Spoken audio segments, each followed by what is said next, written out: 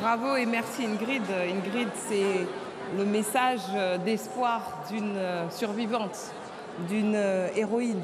Et c'est la raison pour laquelle moi j'accueille toujours avec beaucoup de bonheur et de joie les témoignages qu'elle peut faire vis-à-vis de la résistance iranienne. Chers amis, c'était le 24 août dernier, dans les longs couloirs de la mairie du 2e arrondissement à Paris. Des milliers de photos, des jeunes étudiants, des femmes enceintes, des adolescentes. Ce sont les martyrs héroïques du massacre de 30 000 prisonniers politiques à l'été 1988, abattus de sang-froid. Ce fut un crime contre l'humanité. Soudain, dans ces couloirs de la mairie du 2e arrondissement de Paris, on entendit une voix, celle d'un haut responsable de cette tuerie, l'aveu du crime. Il est encore vivant, membre éminent du régime de Rouhani, car l'impunité perdure, les exécutions de masse aussi. Au nom de ces martyrs, il n'y aura pas de paix sans justice. Alors ne vous découragez pas. Déjà, lors du simulacre d'élection présidentielle qui vient de se tenir, leur souvenir, le souvenir des 30 000, est remonté jusque dans les discours de Rouhani et de ses amis conservateurs. Voilà maintenant qu'ils s'accusent mutuellement d'être responsables de ce crime. Mais cette commission de la mort qui déclencha ce massacre, ils en étaient tous membres, y compris ceux qui se disent aujourd'hui réformistes. Ils pensaient vous abattre, ils vous ont renforcé en vous disséminant dans le monde, de l'Albanie à la France, de la Suède à l'Amérique. Partout, les ashrafiens poursuivent, disciplinés, enthousiastes, le combat de leur vie. Tant que les tyrans continueront à régner sur Téhéran, il nous faudra nous dresser contre la barbarie. Demander justice, obtenir qu'ils soient traînés devant les tribunaux. Il paraît que cette manifestation de Villepinte inquiète le pouvoir iranien.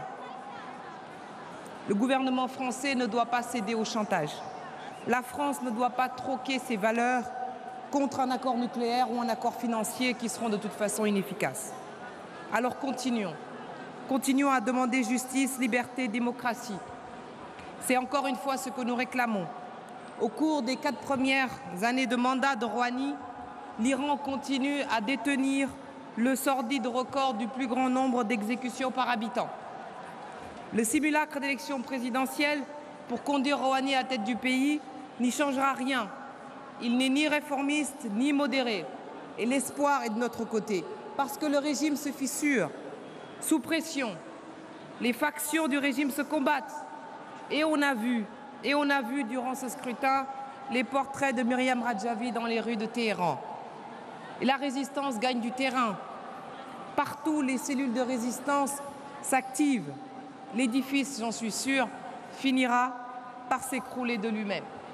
Mais il a besoin de nous, de la communauté internationale. Il a besoin d'un changement. Le monde doit sortir du cynisme affairiste. Le monde doit sortir des illusions du nucléaire. Rien n'est à attendre d'un tel régime. Même les hommes d'affaires n'ont plus confiance. Comment faire confiance à un système économique tenu par des milices? Le peuple ne profite toujours pas de la soi-disant ouverture internationale du régime. Ne perdons pas de temps. Ce temps qui nous coûte si cher en vie humaine. Chacun a vu que l'élection démocratique n'avait rien, l'élection présidentielle n'avait rien de démocratique. Où est la démocratie quand les candidats ont dû être approuvés par le guide suprême? Où est la démocratie quand le choix est entre des criminels, des démagogues et des autocrates? Où est la démocratie quand la peur, l'intimidation et le chantage règnent partout? Madame Radjavi, la résistance a votre visage, votre voix et votre détermination.